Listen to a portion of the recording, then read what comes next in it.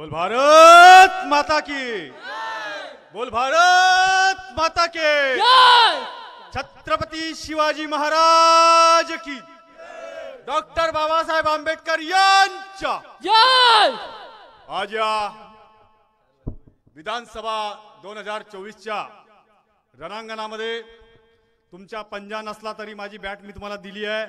असे आपले सगळे लाडके उमेदवार आदरणीय मुळक साहेब, मंचावर उपस्थित आदरणीय सगळी मान्यवर मंडळी, वेळ खूप झालाय, पुढे जायच्या सभेला. अजून आताच आमच्या वहिनी सांगून गेल्या की आम्ही एक पाऊल मागे आलोय. लक्षात घ्या, वाघ एक पाऊल तेव्हाच मागे येते जेव्हा त्याला उच्च झेप घ्यायची असते, शिकार करायची असते. वाघानं एक पाऊल फक्त तात्पुरतं मागे घेतलंय नरडीचा घोट घ्यायसाठी. 2017 पासून लढतोय. एका प्रहार संघटनेच्या नावाखाली आपल्या छोट्या मोठ्या लहान लहान कार्यकर्त्यांना घेऊन लढतोय. जी पेरणी 2017 पासून स्थानिक आमदार आशिष जयस्वाल यांच्या चुकीच्या कार्यपद्धतीची या मतदारसंघामध्ये मी रक्ताच्या पाणी करून करतोय, आणि तरी सुद्धा मागे हटतोय एवढ्यासाठी का हा कलंक मिटला पाहिजे.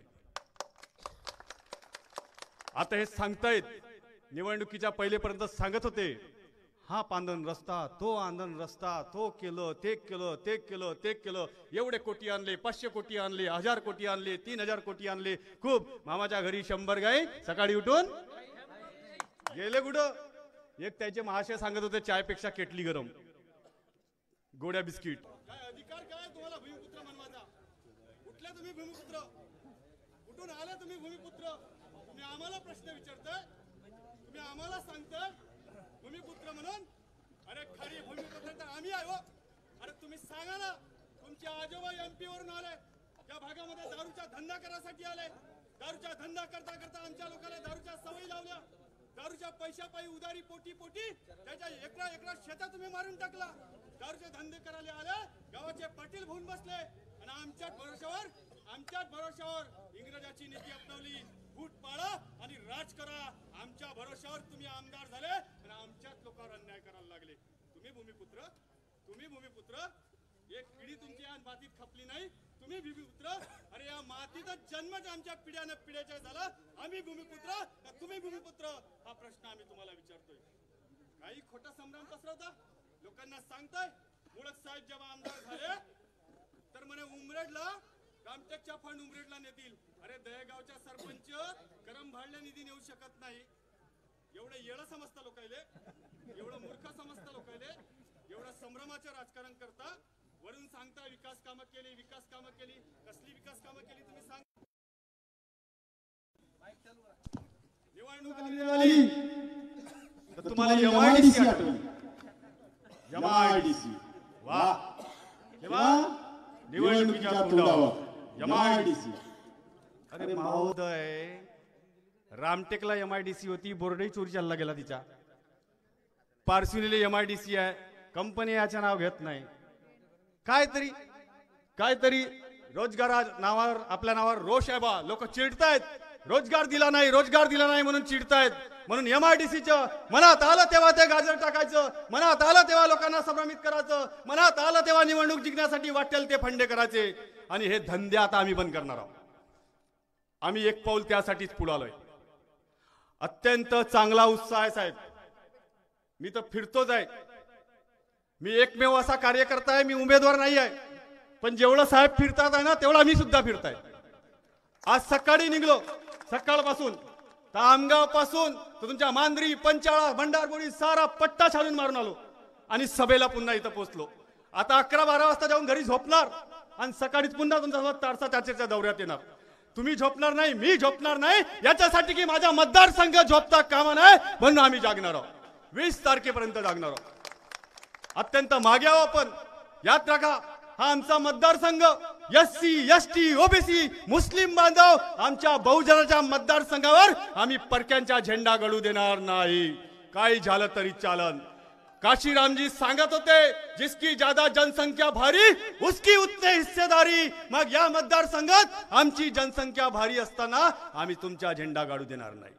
खूप झाला आता, खूप सहन केलं 20 वर्ष. तुम्ही सांगता भूमिपुत्र, अरे खऱ्या भूमिपुत्रावर अन्याय करतात तुम्ही. रमेश कारामोरेनं तुमच्या पोरगा तुमची जेवढी सेवा करणार नाही त्याच्यापेक्षा 4 पट सेवा रमेश कारामोरेनं केली. अरे तुमच्या पोराला जर तुम्हाला सेवा केली ना, तुम्ही कपवलेलं धन त्याला भेटणार आहे, मला तर काहीच नव्हतं भेटणार आहे. 7 बाऱ्यावर नाव त्याचं चढणार होतं, तुमच्या प्रॉपर्टीवर नाव चढणार होतं, तरी सुद्धा विचार न करता आम्ही तुमच्यासाठी राबलो, रक्ताचं पाणी केलं. मात्र एखादा बहुजनातला पोरगा पुढं याले निघाला रे निघाला तर या माणसाच्या डोळ्यात खुपते, पहिले या माणसाच्या डोळ्यात खुपते. माझी नगराध्यक्ष व्हायची वेळ आली रामटेक नगरपालिकेच्या निवडणुकीत. सगळी जनता सांगत होती की रामटेक कारामोरे सारख्या पोराला निवडणुकीत लढवा, हा नगराध्यक्ष झाल्याशिवाय राहणार नाही. तुम्हाला वाटलं हा नगराध्यक्ष झाला तर उद्या एखादी मुळक साहेबाला विधानसभेचे तिकीट देऊन आमदार करून टाकतील, एवढी भीती तुम्हाला वाटली. तिथून आम्हाला लंब केलं. तापेश्वर वैद्य सारखा माणूस पुढे यायला निघाला होता, त्याला तिकडे लंब केलं. देवेंद्र गोडबोले सारखा माणूस तारसा सर्कल मधून जिल्हा परिषद बनवून चांगल्या पदावर ज्याची परिस्थिती आली होती त्याला तिकडे लंब केलं होतं. बस आम्हाला आपसात भांडवत राहायचं, नर्सरीचे झाड बनवून ठेवायचा, वाळाले लागला का कापत जायचा, आणि का छोटा वाल लागला तर पाणी टाकत जायचा, आणि आपला कार्यक्रम करत राहायचा. हे सगळं आता लक्षात आलंय आमच्या. किती दिवस चालणार हा तुमचा हा बुरका आम्ही टरा फाडून टाकलाय. अत्यंत चांगला उत्साह आहे. प्रत्येक गावामध्ये मुळक साहेबांचं स्वागत होत आहे, आमचं स्वागत होत आहे की तुम्ही चांगला निर्णय घेतला. आम्हाला वाटलं होतं की मुळक साहेबांना उमेदवारी भेटेल महाविकास आघाडीची, असंच वाटलं होतं मला. आम्ही तयारी करून ठेवली होती आणि हेही तयारी केली होती की साहेबांना जर नाही भेटली तर मग हाय आपला नंबर, पेरून ठेवा काहीतरी उगवण. मग साहेबांना जेव्हा तिकीट भेटली नाही तेव्हा बच्चू भाऊंना मी सांगितलं, पहिले आधीत माझं नाव घेऊ नका, जोपर्यंत इकडलं क्लिअर होत नाही तोपर्यंत मी सांगत नाही. त्यांनी सांगितलं की मला सांग तुला लढायचं आहे का नाही लढायचं आहे.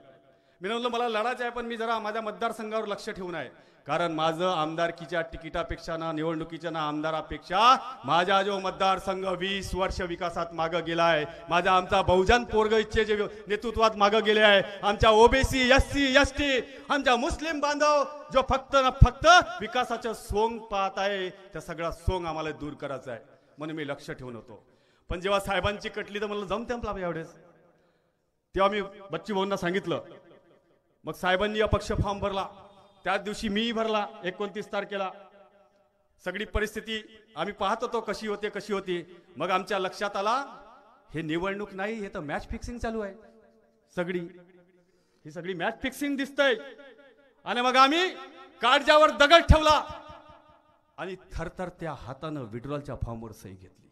थरथरत्या हातानं माझ्या बायकोच्या डोळ्यामध्ये अश्रू आले की माझ्या वाघासारखा लढणारा नवरा एक पाऊल कधी मागे येत नाही, समोर कोणी असला तरी नळल्याशिवाय राहत नाही, का मागे येत आहे. मी तिला समजावून सांगितलं, तू समजून घे, 20 वर्षानंतर चांगला दिवस आलाय, सोनियाचा दिवस आलाय. ज्या वाघासोबत वाघाची टक्कर व्हायला पाहिजे होती तो वाघ आता मैदानात आहे, मला एक पाऊल मागे हटू दे. मी आमदार बनेल काय बनेल मला नाही माहित, मी सामान्य कुटुंबातला पोरगा आहे, माझ्या नशिबी काय माहित नाही, पण माझ्या नशिबी संघर्ष आहे मला माहित आहे, आणि मी ती करत राहीन, लोकांसाठी करत राहीन. म्हणून एक पाऊल मागे हटलो की मतविभाजन झाले असते, मला काही मतं भेटली असती, साहेबांना मतं भेटली असती, आणि ते 2 तर ठेवलेच आहे मतं खासाठी पैशानं, ते ठेवलेच त्याच्यासाठी आहे.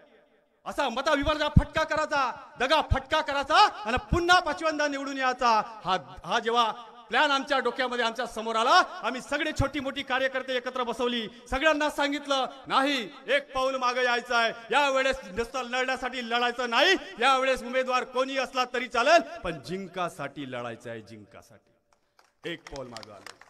माहितीये आरोप लागतात माझ्यावर, मुळक साहेबांनी 2 करोड रुपये दिले असेल, कोणी ते फेसबुक व्हॉट्सअपच्या इंडस्ट्रीतले पोट्टे त्याच्या इशाऱ्यावर आरोप करतात माझ्यावर. 50 लाख दिले असेल, 100,000 2 कोटी दिले असेल, 500 कोटी दिली. अरे बापरे, माझी अवकाश आहे का तेवढी घ्यायची, ठेवीन कुठे मी, घर बी नाही तेवढं मोठं माझ्या. हो, मुळक साहेबांनी मला दिले, ठोकून सांगतो, ठोकून. आजपर्यंतच्या राजकारणामध्ये रमेश कारामोरे 1 रुपयाच्या कोणाचा दबेलदार नाही. रमेश कारामोरेने पैसे न विकत घेता येत नाही, रमेश कारामोरेने आश्वासनं प्रलोभनानं घेता येत नाही, रमेश कारामोरेने फक्त प्रेमानं विकत घेता येते, प्रेमानं. होय, मागं हटलो, साहेबांना दिलं मला मुळक साहेबांना आश्वासन दिलंय मला की मी या भागातल्या शेतकऱ्याचे उत्पन्न दाम दुप्पट केल्याशिवाय राहणार नाही, हे मला मुळक साहेबांनी दिलंय. मुळक साहेबांनी दिलाय मला की आजपर्यंत या भागात कारखाने येऊ शकले नाही, रोजगार येऊ शकले नाही. रमेश, या भागातल्या पोरांना मी रोजगार दिल्याशिवाय राहणार नाही, हे आश्वासन मला मुळक साहेबांनी दिलंय. मला भेटलेल्या पैशापेक्षा त्याची चिंता मी करत नाही. माझ्या भागातला शेतकरी सुखी झाला पाहिजे, माझ्या बेरोजगाराच्या हाताला काम भेटलं पाहिजे, हा महत्वाचा प्रश्न आहे. म्हणून आम्ही आपल्याला विनंती करतो साहेब, तुम्ही ज्या पद्धतीने उमरेडमध्ये सुंदर काम उभं केलं, ज्या पद्धतीने त्या भागात केलं, तसंच काम तुम्ही या भागात सुरू केलं पाहिजे.